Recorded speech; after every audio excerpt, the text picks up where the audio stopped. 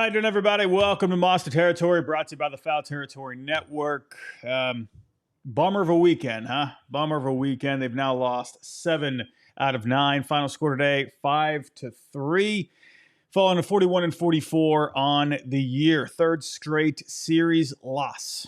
After a great stretch of baseball there, we were all very excited for a little while, and, here we are. Here we are, 3 games under 500. I think the story of today is Walker Buehler. I honestly got to think here, he has to be done. A poor outing for Walker Buehler today. And I talked about this yesterday in the preview for today. I was saying, you got to be going with your sinker today, right? It's your best pitch. He barely threw it today. He threw, I think, 2 sinkers all day today. He was really going with the fastball and the cutter, 2 of his worst pitches. I really don't understand it. I did not understand the approach today. I don't know. I'll get into why I think he went with that approach today. But even, with the approach, location was poor, command was poor. He just doesn't have it. And I honestly really think at this point, people are thinking, hey, coming to the Red Sox, right? You got Andrew Bailey in the fold, good pitching department there. If you take a look down in the minor leagues, these guys have been doing great. Peyton Tolley, Brandon Clark, Valera, these guys down in the minor leagues, they've been pitching very well. But, you look at some of the guys at the major league level and they're just not finding it. I don't know. I just think there seems to be not really, at least in my opinion, probably not a good connection with Andrew Bailey, Walker Buehler. I feel like they have to do something here, even if at minimum, skipping a start, a phantom IL kind of a stint. Hey, say your back's bothering you and, kind of get in the lab for a little bit. Or do you just cut ties, right? We'll get into the updated numbers with Walker Buehler in just a little bit, go over his performance today, but it was not good. The offense. What is with this offense, man? Whenever they have an outburst, you go back to St. Louis early in the year, 18 runs, 19 runs against Baltimore. For some reason, this offense, it just goes pretty much ice cold after they just score a ton of runs. I don't get it. And that's where, sure, you can look at the overall rankings and I have talked about this before, where, you look at them overall when it comes to the offense. I mean, yeah, when you have these outbursts, that is really going to help pad the numbers a little bit. A lot of those times, in those outbursts, you're going to have position players come into the game. And, funny enough, there was a bit of a story from Bob Nightingale today, speaking of that, where that might actually be something that comes up in the next CBA talks, where position players, there's going to be some kind of a limit when it comes to position players pitching. I thought that was interesting. But anyway, getting back to the point, sure, the Red Sox, when you look at the overall ranking, yeah, they look all right offensively, but it's one of these things again, man, where inconsistent offense, it just shows up time and time again. And, hey, they have shown without Raffy that they can do some things. And I think they're going to be better when Bregman and Massa come back. But listen, you guys got bats in these lineups right now. And hey, there were opportunities today, plenty of opportunities today that you just wasted. 3 for 11 with runners in scoring position today, 9 strikeouts overall. Many blown opportunities for the offense today. Just couldn't come through. Just not a good day. Not a good day. Tanner Houck, he had an outing at AAA today against the Yankee affiliate at AAA. We'll talk about that in just a little bit. And we got the Reds coming into town. An old friend in Terry Francona. I'm sure there's going to be a lot of talk about Terry Francona on the Nesson broadcast over the next couple of days. I love Terry Francona. So it's going to be nice to go back to some memories. I'll say that. But right now, the current day Red Sox, they're not making you feel very good here. But like I said, we'll talk about Walker Buehler. We'll get to the offensive performance today. It is now 5:30 Eastern time. I don't know why. It feels late for some reason. We'll get into it. But everybody, if you can, just hit the like button for me. Subscribe if you're new. And let's get to the show, shall we? Before we do have one quick word from our sponsor. Kratz, real talk. I do not carry cash around me, but what I do carry around on my phone is Cash App. Easy peasy. Like I said before, anytime Scott can pay for the tab, that is good. And it's always right there. Fast, easy, always available. Yeah. Oh, my credit card's not working, or oh, I didn't bring Nope. cash with me. There's no more alligator arms. Do you have your phone? Mm-mm. Most people have their phone. So use Cash App. It's secure and safe. There's no waiting around. It is a super, super easy sign up process. You can sign up quicker than you can listen to Kratz and I talk about Cash App. For a limited time only for the FT fam, new Cash App users can use our exclusive code to earn some additional cash. For real, no catch. Just download Cash App and sign up. Use our exclusive referral code TERRITORY in your profile. Send $5 to a friend within 14 days, and you'll get $10 dropped right into your account. Terms apply. That's money. That's Cash App. All right, let's get to Walker Buehler here, shall we? 4 innings, 4 hits, 4 earned, 3 walks, 2 homers on the day. Like I said, had problems with command today. Wasn't really finding his spots very well, leaving just meatballs right over the plate. And like I said, the pitch mix, it just stunk. I don't get it, right? Leading the way with the fastball, cutters mixed in there as well, sliders worked in. Now, I think the reasoning, my guess, the reasoning behind leading with the fastball today is when it comes to run value against fastballs, the Blue Jays do rank in the bottom 10. So that's what I'm wondering, if that was the reason for that. But who cares? Your fastball stinks. You got nothing. It's nothing, especially when you can't locate it, when you don't have other pitches to back it up with. You know, he's been struggling with an out pitch this year. That's where I'm thinking in my head, well, okay, fine. The Blue Jays, right? They haven't hit fastballs very well this year. Well, okay, well, the sinker is a type of a fastball. Why don't you just lean with that? I don't get it. It's his best pitch. I really don't understand why that was the game plan today. I don't get it. I don't know, man. But overall, now on the year, 14 starts, ERA at a 6.45. He just got off to a bad start. You know, that's the thing with Buehler, man. He just hasn't really been setting himself up for success. Gave up a home run to Barger. I hated this approach in this AB. I couldn't. I don't understand this approach at all. And this is where pitch selection also comes into play. I did not understand this. He went with a fastball away on the first pitch. Second pitch, threw a cutter, one of his worst pitches on the year. He threw it down and in on the second pitch. And then on the third pitch for the home run, he went slider down and in. Why would you go cutter and then go a slider?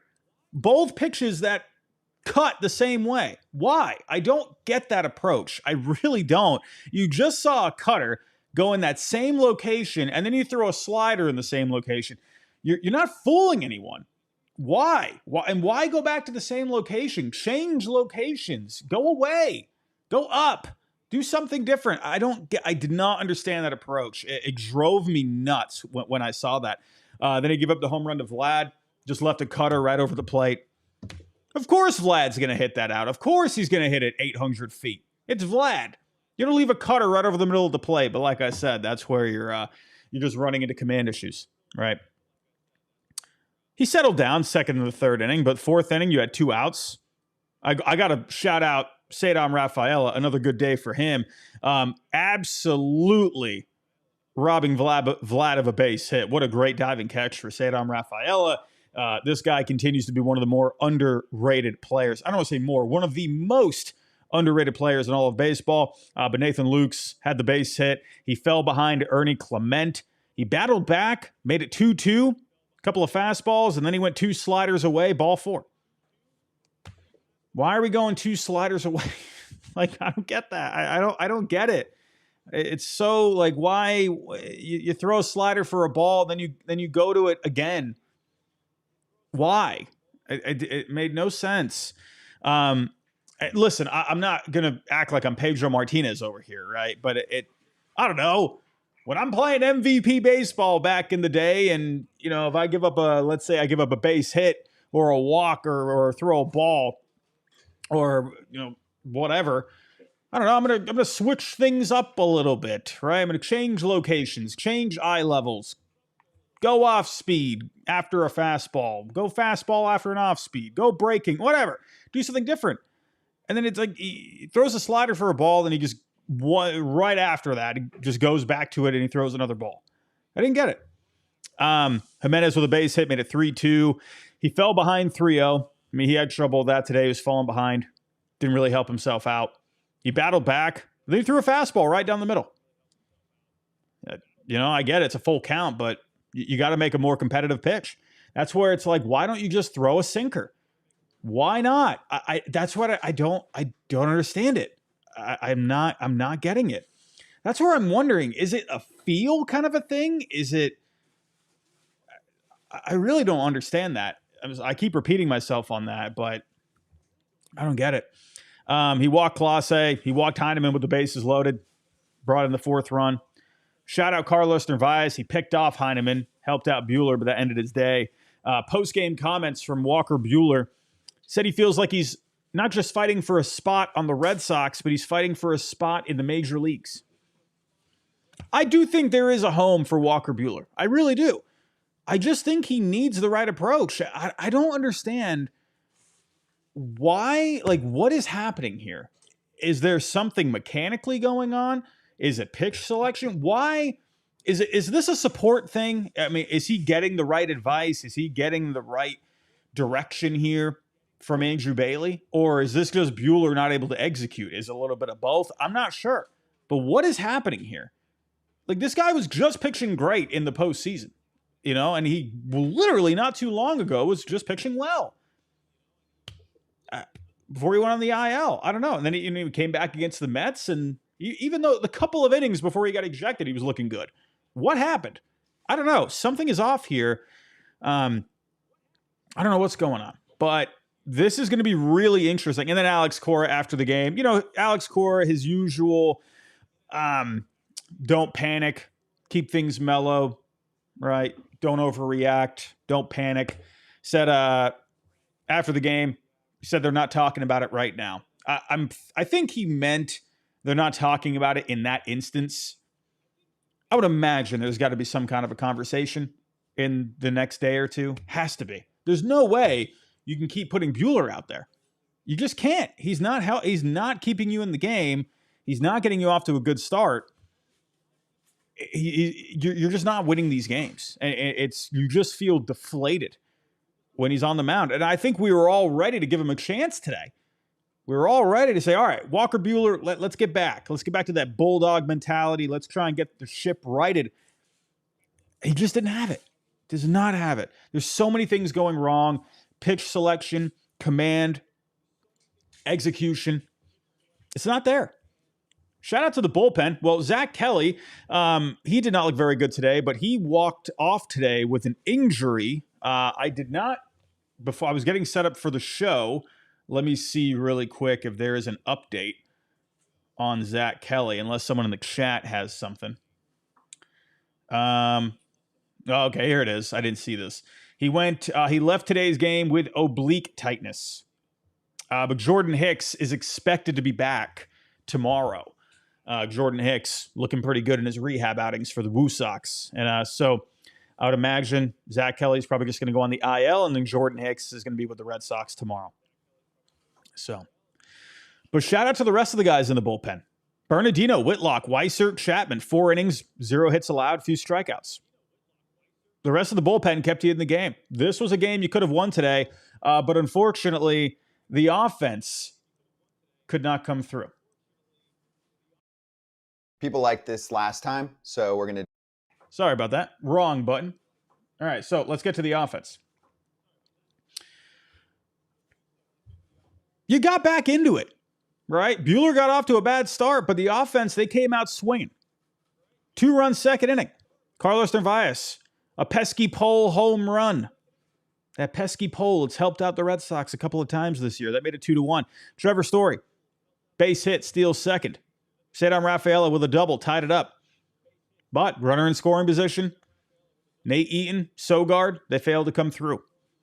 This is a big common theme for the Red Sox today. 5th inning, Sogard, Romy, back-to-back doubles. They made it 5-3 at the time. Roman Anthony, shout out to him, had himself a pretty good day, went 2 for 4. That gave you runners on second and third with one out. Buehler with a pop out, a splitter right down the middle. Listen, I get it. It can't be perfect, but holy cow, it was a splitter right down the middle of the plate. Like when I say down the middle, like literally in that quadrant. Oh, I don't know if he just got fooled on it or whatever, but man, that is a pitch you have got to come through on, man. A 90-mile-an-hour splitter of a meatball of a splitter. I got that backwards, but that's a pitch you have got to come through with, man. Got to come through. Nervias with the ground out. You know, was what it was. 6th inning. Jarren Duran. Hey, Jarren Duran. He's had his struggles this year. Got it started with his 9th triple of the year. That now is tied for the major league lead with Corbin Carroll, who is out indefinitely with a wrist fracture. So Jarren Duran, he is in position to take sole possession of that lead with one more triple. Runner on third. Seti with the ground out. Need to be more patient in these at-bats. Listen, I'm all for, Seti. That's his approach. That's his thing. But I think this is where I want Seti. I think this is going to be the next step forward. I think there's a time and place, right? If it works for you, do it. But I think there's certain times when you have a runner at third, you got runners in scoring position. I just think you need to be a bit more selective and not just be hacking everything. Listen, I love Seti. He's been great. Like I said at the beginning of the show, one of the most underrated players in the game, in my opinion. But when you got a high leverage spot like that, I think you just have to be a bit more patient there, right? Toro with a hit by pitch. Sogar with the ground out. Listen, this can't be happening when you got Jarren Duran with a freaking triple standing on third, and then you just leave him hanging there. 9th inning, Jeff Hoffman in the game. He struck out the side. That's all there was to it for the Red Sox today. I mean, listen, and I saw someone in the chat, or maybe was it someone in the chat, maybe someone on Twitter. I can't remember. But listen, you can't, what I read, I don't remember where I saw it, but we can't keep seeing, wait till Massa comes back, wait till Bregman comes back. That's what I saw someone said. You're right. We can't just be waiting for these guys to come back. You have to take advantage of your opportunities with what you have. Is it the best lineup in Major League Baseball? Absolutely not. But at the end of the day, you had opportunities and you got to come through. You got to come through. It's frustrating, man. Frustrating. That's why I said yesterday, you scored 15 runs. I'm thinking in the moment, who cares? Who cares if they scored 15 runs? That's one game. I don't care. I'd rather have, 6 runs yesterday, 5 today. I'd rather have that, or 6 today. It's one game. I could care less what you do in one game. I want to see this consistently. I don't need 15 runs every game, but I'd rather you get, a good solid 5, 6 across the board. I'd rather have that. That's why, yesterday, I tempered my excitement, because it's like, hey, we've seen this same old song and dance before. Offense struggling, can't get anything going, and all of a sudden they just explode, right? But then you just go right back to where you were today. Same thing. So that's why, it was cool seeing that yesterday, but I wasn't going to get myself tricked up over that. So, we will get to Tanner Houck's outing in just a second. We will be previewing the Cincinnati series coming up. We do have one more word from our sponsor. I'll be right back. People liked this last time, so we're going to do it again. Read one of the fantastic, unique, creative dishes on HelloFresh. Creamy Alfredo truffle cavatappi pasta? Cavatappi, maybe? But I'll just go with the Indian-inspired chicken paired with turmeric rice. That sounds awesome. Everything about this is delicious, fresh, comes in a little bag. And I like to cook, so I like to chop up the ingredients. I like to throw stuff in the pan, mix it up. It makes me feel like I'm doing something, Scott, and they always come out amazing. Yes, you can be a star at home with America's #1 meal kit. Make your summer enjoyable and delicious by signing up for HelloFresh at HelloFresh.com/FT10FM and get 10 free meals with a free item for life. That's HelloFresh.com/FT10FM for 10 free meals and a free item in every box. 1 per box with an active subscription. Free meals are applied as a discount on the first box. New subscribers only. Varies by plan.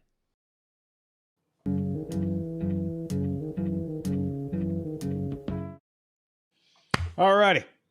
Let's get to the Woo Sox, shall we? The Woo Sox fallen today to the Rail Riders 6-1, but we're not talking about the Woo Sox. We're talking well, speaking of the Woo Sox, shout out Blaze Jordan, another home run yesterday. Blaze Jordan, this guy's just on fire. How did he do today? Blaze Jordan, unfortunately, 0 for 4 today. Yo Stinson, the password, also 0 for 4 today. But Christian Campbell, couple of walks today. Looks like Christian Campbell's starting to maybe get himself going a little bit at AAA, playing some defense as well. But Tanner Houck is the story. I'm going to be honest, ladies and gentlemen. We saw the game plan for Tanner Houck the other day saying, hey, they're going to go with an opener first, give him a little bit more time to warm up, maybe get into a bit more of a routine, get a bit more mojo coming out of the bullpen. Well, I think you saw something with that today. However, the final line for him today, 3 2/3, 7 hits, 4 earned, a couple of home runs on the day. However, the first couple of innings did look pretty good. Only gave up 1 hit, no runs. I was saying this the other day. I tweeted this out. When Cora said, just because he's coming out of the bullpen doesn't mean anything for the future. I didn't buy that at all. Well, I bought it to an extent to where it could mean something. I think it's kind of one of those things where just they wanted to see what would happen, and if it worked out, maybe that's an opportunity where they could go with him as a, quote, starter, unquote, moving forward. But I think today, a couple of innings out of the bullpen, he seemed to have himself right. But I was saying the other day, I think it meant this is going to be a clear move, for a bullpen role moving forward. He just fell apart, right? After, in his third inning of work and, going into the fourth inning as well. That's what I think. I'm just starting to feel that way with Houck. And, who knows what happens here with Buehler. That's going to be a wait and see. I'm curious to see what happens with Buehler here over the next few days. I do think they're going to have to make some kind of a move with that. I mean, I don't know. Do they DFA him? I have a hard time seeing the Red Sox doing that. But I wouldn't be surprised. Wouldn't be surprised. Then they just move him back somewhere. Honestly, I think at this point, with the Dodgers, with all the injuries they've had, I mean, could that be something just, obviously for both sides that could be just a good move for everyone involved, right? He's obviously not helping the Red Sox. His body language is just, he seems defeated out there. The guy has no confidence right now. It just feels like a change of scenery might be the best thing for him. And maybe going back to the organization he was with for so long, that might be the best move for him. And the Dodgers, they need help anyway. They were able to figure something out with him last year in the postseason. So maybe they could do something now. Could you make that move? Right? Or, I don't know, another team maybe sees something. I just think he needs to go somewhere and they need to just switch up the game plan with him. They need to just get a plan with him. It just seems like everyone just seems lost with Buehler right now, and I feel like that might be the best thing. Will the Red Sox do that? I don't know. It's a lot of money, right? Over $20 million. So if they moved him, I mean, they'd have to cover a good chunk of the remaining salary for this year. But Tanner Houck, if they were to go that route, I would imagine Houck would be back sooner rather than later. But at this point, I mean, really, what difference are you going to get with Buehler and Houck? Is Houck really going to be an improvement at this point? Or do you just go, Kyle Harrison? But Kyle Harrison also struggled a little bit in his first outing with the Woo Sox, his last time out. So really, at this point, it's like, what's really the best option here? Carter Crawford's not coming back anytime soon. So I don't know, man. I don't know what to think right now. But let's get to the Cincinnati Reds, shall we? Let's get to the Cincinnati Reds. But over on Nesson, if you are watching this, we are out of time here shortly. So I do just want to let you know, if you want to catch the rest of the show, come to YouTube, come to Massa Territory, and come catch the Reds preview. But we are out of time on Nesson. We will be back for post-game coverage after Game 1 with the Reds. So we'll see you then. But everyone here on YouTube, let's talk about the Cincinnati Reds. As of right now, they're 44-40. They have been playing a lot better as of late. They've gotten themselves kind of back into the mix a little bit, and I'm not surprised about that because for a while there, their run differential was looking good. But you looked at the record and you're like, well, why is this team under 500? But now the wins are starting to come across the board for the Cincinnati Reds. Listen, I like this Reds team. I liked this Reds team coming into the year. Got a lot of dynamic bats in there. Obviously, Ellie De La Cruz. Matt McClain has struggled this year. That's kind of a bummer because I was really high on him a couple of years ago, and he missed last year. I was really excited to see what he can do this year, but he has been slumping. I think he has been maybe hitting a little bit better as of late. I think he has been heating up, so because he is batting second now. Yeah, I think he has been pretty hot as of late.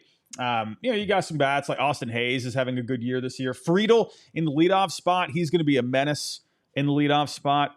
This guy is just so solid for them. He had some injuries last year, but the bat has looked very good. So he's going to be a tough start for the lineup when it comes to the Red Sox pitching staff.